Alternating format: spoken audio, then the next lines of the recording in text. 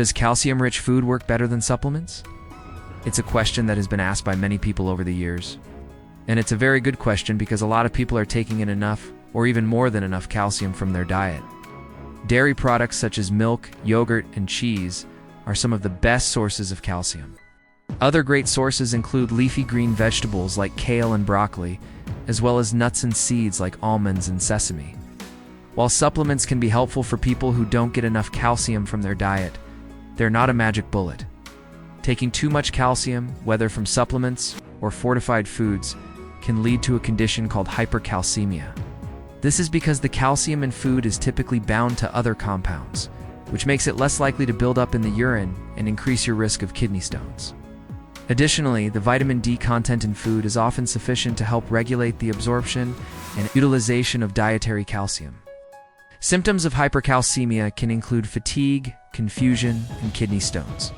And lower in oxalates, which are compounds that can bind to calcium and increase the risk of kidney stones. Some foods that are naturally high in calcium and low in oxalates include dairy products, almonds, and tofu. For those who follow a vegan diet, tofu and fortified non-dairy milk alternatives like soy milk and almond milk can also be excellent sources of calcium.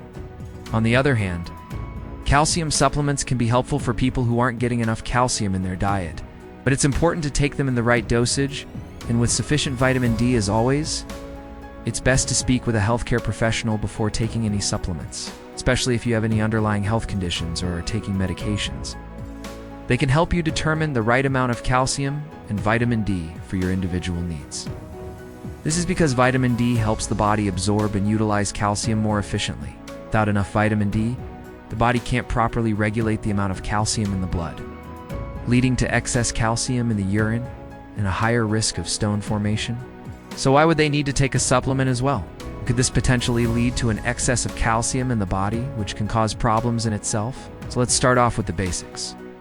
What foods are rich in calcium?